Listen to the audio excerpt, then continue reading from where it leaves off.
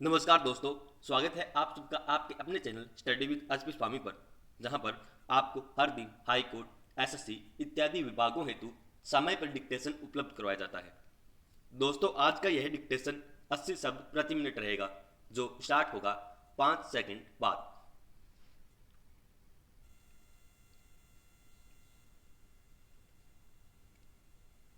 Start. महोदय, मैं दिल्ली के संबंध में भी कुछ कहना चाहता हूँ। अब दिल्ली चूंकि केंद्र शासित क्षेत्र है और दिल्ली को केंद्र शासित क्षेत्र माना गया है, तो स्वभावतः दिल्ली वालों को यह आशा थी कि केंद्र से शासित होने से यहाँ पर उन्नति होगी और यहाँ के लोगों को कुछ सुविधा मिलेगी, संतोष प्राप्त होगा।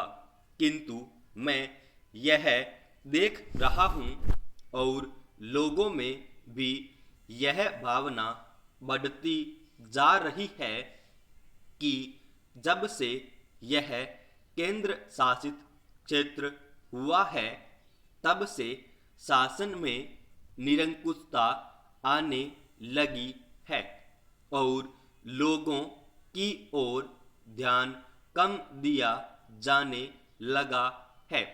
इसलिए मैं यह कहना चाहता हूँ कि दिल्ली प्रशासन के पुनर्गठन के ऊपर पुनः जोर दिया जाना चाहिए और हो सके तो उसके लिए एक समिति बैठा दी जाए और उसके लिए सोचा जाए कि दिल्ली का प्रशासन किस तरह का होना चाहिए।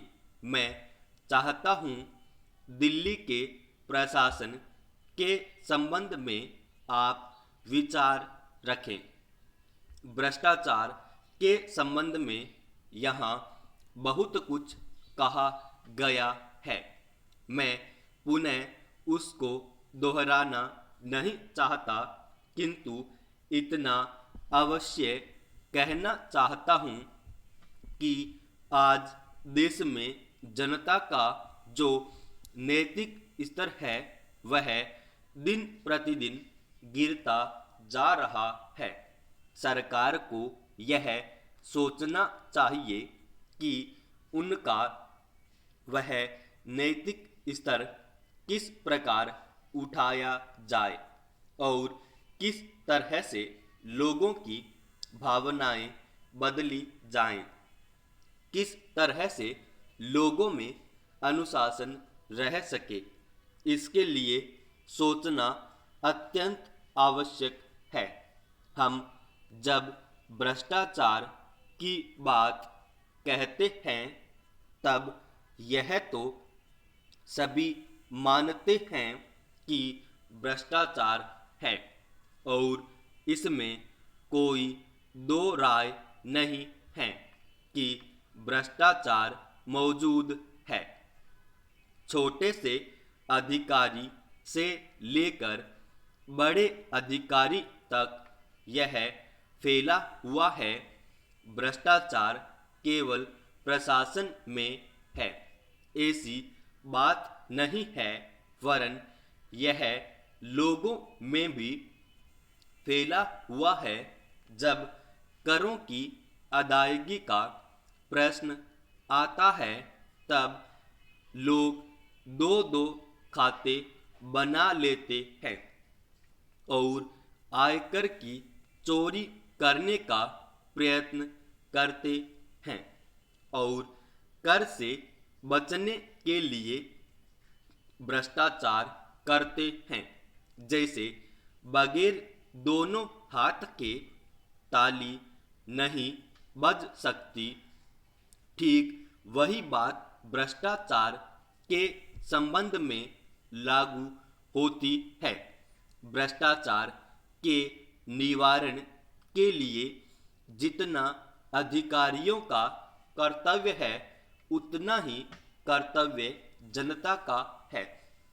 अधिकारियों को तो सतर्क रहना ही चाहिए, क्योंकि यह जो संसद है वह कानून बनाकर उनके हाथ में दे देती है।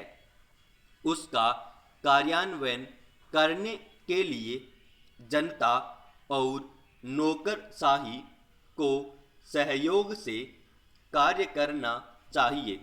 महोदय, प्रशासन का यह कर्तव्य हो जाता है कि वह सतर्क रहे और अधिक लोग अपने को निष्पक्ष रखें, किंतु जो जनता के अंदर एक गिरावट आती जा रही है वह भी एक देखने की बात है।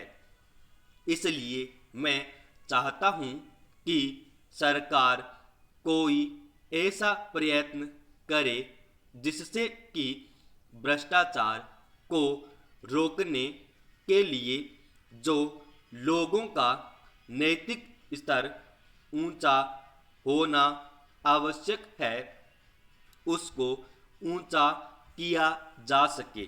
इसके लिए जो भी वह कर सके करे। मुझे कहना तो बहुत कुछ था, लेकिन चूंकि मेरा समय समाप्त हो गया है, मैं अब और कुछ नहीं कहूँगा। महोदय, मैं माननीय रक्षा मंत्री महोदय का ध्यान इतिहास की उस चेतावनी की ओर दिलाना चाहता हूँ कि हिमालय की चोटी पर जिसका अधिकार रहा है उसका गंगा और यमुना के मैदान पर भी अधिकार रहा है। हम इस आशा में नहीं रह सकते कि हम दुश्मन को हिमालय की चोटी से उतरने दे और फिर मैदान में उसका मुकाबला करें। मुझे याद है कि कुछ वर्ष पहले प्रधानमंत्री जी ने बड़ी दृढ़ता के साथ यह कहा था कि हम हिमालय को दहेज के रूप में नहीं दे देना चाहते और यह नहीं कहना चाहते हैं कि साहब आप टहलते हुए यहाँ आ जाइए। हम नहीं चाहते कि वहाँ पर कोई मुकाबला ही न हो। मैं समझता हूँ कि अगर किसी भी सैनिक अधिकारी के दिमाग में अभी तक यह भावना है कि हम हिमालय की ऊंची चोटियों को छोड़कर नीचे मैदान में आकर युद्ध लड़ेंगे, तो उनको भ्रम में नहीं रहना चाहिए। यह एक घातक बात होगी, एक आत्मघाती नीति होगी। अगर एक बार चीन का हिमालय की चोटियों पर कब्जा हो गया तो चाहे वह बाद में नीचे हम पर हमला भी करे, किंतु वहाँ से हम उसको कभी नहीं हटा सकेंगे। इसलिए इस संबंध में स्पष्ट निर्णय किया जाना चाहिए। इसके बाद मैं पर्याप्त मध्यवर्ती क्षेत्र के बारे में कुछ कहना चाहता हूँ। पिछली बार जब चीन ने बड़े पैमाने पर आक्रमण किया था तो लद्दाख और पूर्व में नेफा के इलाके में किया था।